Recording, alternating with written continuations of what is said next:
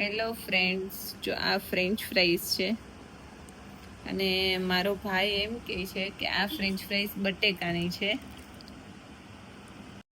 રોહિતા, French fries શેની છે? બટેકાની છે.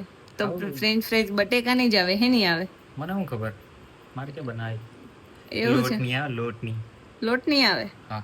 હવે જો એનું કેવું એમ છે કે આ ફ્રેન્ચ ફ્રાઈઝ લોટની ના, આવે. એ બટેકાની જાય.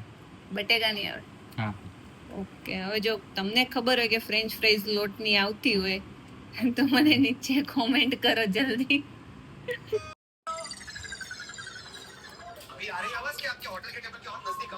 ચલો ફ્રેન્ચ ફ્રાઈઝ ખાવા.